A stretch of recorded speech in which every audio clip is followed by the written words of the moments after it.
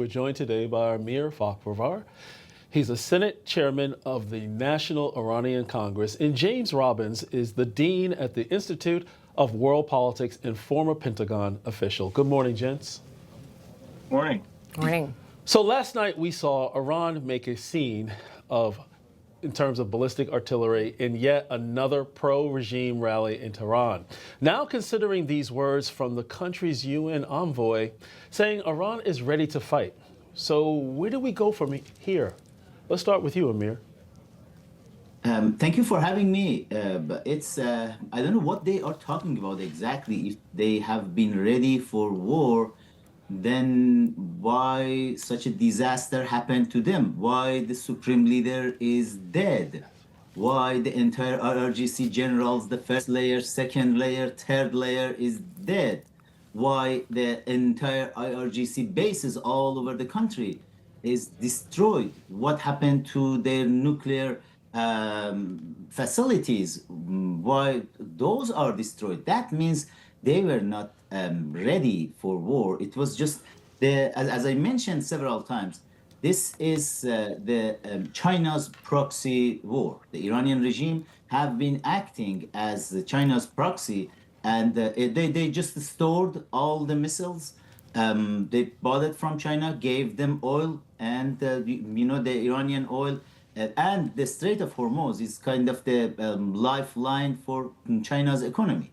And China wanted to just use them to bother United States and Israel and US allies. And definitely they were not ready for any type of war when they were at their strongest position, the Iranian regime. Right now, they're at the weakest position. And yes, it's a cash business over there. They really need that $500 million daily cash. And that's the reason they are asking for the U.S. blockade of the Strait of Hormuz to be ended. And that's a hostage crisis. Last night, it's supposed the Iranian negotiations supposed to go to Pakistan, but they didn't go there because the IRGC General Ahmed Vahidi, who is who have been involved in many cases in the world, and he detained the negotiators, IRGC and the Ghalibaf didn't let them to go to Pakistan. It's the broken leadership, totally. Yeah, and it does seem like the leadership is extremely fractured. And James, I want to bring you in here. And basically, even if Iran, they did decide they could make a deal, can they even be trusted? Let's take a listen to Lieutenant General Keith Kellogg with Rob Schmidt last night. I think President Trump has a right with extending the blockade, which is good. But if you think these guys overnight are going to become Democrats, Republicans, Jeffersonian Democrats, you are dead wrong. Yeah. They are hardcore theocratic government, which is for years and decades have chanted death to America, death to Israel. These people are not going to go away in a minute. So you must come up with a different plan to do it. James, do you agree with the general? And what does that really mean for longer-term negotiations? Well, yeah, I agree with General Kellogg. The regime is not going to abide by whatever deal they sign. I'm surprised they don't just sign any old deal and go on with their lives. Verification and enforcement will be a critical part of anything we sign with them. We can come up with the best deal imaginable, and if they don't abide by it, then it's no good to us. So, the fact that our negotiators can't even talk to them, that's interesting in and of itself. That says a lot about the chaos that's going on in the regime. As President Trump said, we have to wait until we find out who's actually in charge over there. But once we do get negotiators to the table, they'll hash out something. But it'll be like the JCPOA. They won't let inspectors in. They'll dodge on what the requirements actually say. And then they'll go on with some kind of covert nuclear program anyway. So, General Kellogg's absolutely right. These aren't the people in the long run that'll be looking out for U.S. interests in that region. And let's not forget the continued aggression amid this blockade. We're learning this morning through Iranian state media that 2 ships were attacked by the Revolutionary Guard and is now in Iranians' custody. This as the U.S. boarded and seized a stateless ship in the Strait earlier this week. What does this mean for during this extended period of a ceasefire, and how long will this actually take where the 2 sides actually come together, sit down, discuss, map out a way forward, and actually bring this war to an end? Amir?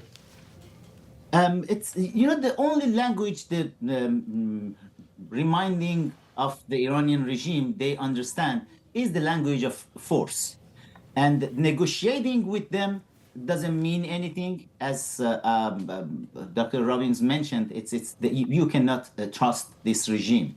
They cheat, they lie, and they kill. Every day they are just executing one protesters to just send a message to the world. And today we had a message on Twitter from Reza Amiri Mogaddam, the Iranian ambassador in Pakistan, who facilitated this negotiation. And look up who he is. He has a red notice of FBI on top of his head because he was involved in kidnapping of the FBI agent Bob Livingston. And all these people, all these negotiators, they are terrorists too.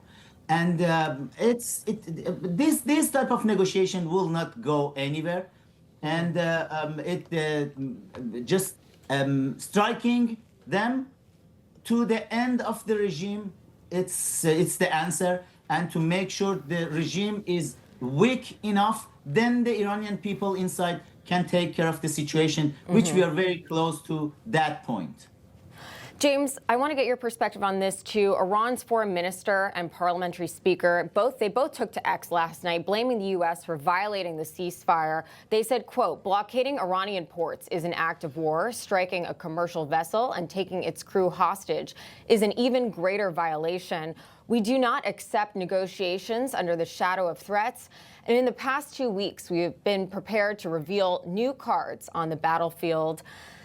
Clearly, Iran is not backing down here, but there does seem to be a major faction within Iran in terms of Ghalibaf and the people that we're potentially speaking with, and then the IRGC, everyone on the ground there. Can you talk a little bit more about some of the rhetoric we're hearing from people who we technically are negotiating with? At this time, it's hard to really say who's on the other side of the table. Well, this is the kind of typical rhetoric you'd hear. I mean, I might point out that before the U.S. Stopped and opened fire on an Iranian ship, it was the Iranians who opened fire on the ships from India. So we weren't the ones who started using kinetic means to stop ships in the Strait. So, just to get the timeline correct, I think that President Trump has calculated that this Strait closure is a lot more difficult for the Iranians than for us. It's costing them $500 million a day on estimate. That's money they can't afford not to have. On the other hand, if you look at the energy markets, which is where Iran is trying to create leverage, every time oil prices spike, the spike is lower than the time before. It shows that the market is starting to price in these disruptions. Right. So time is more on our side than it is on their side. We can deal with the slight inconvenience of higher oil prices way better than they can deal with the fact that their economy is collapsing. And the fact that they're ratcheting up the rhetoric, that just shows that panic is beginning to set in. So, Amir, what's the responsibility of the other Gulf nations who also want to see peace in the region? And do you think they will have any influence on Iran?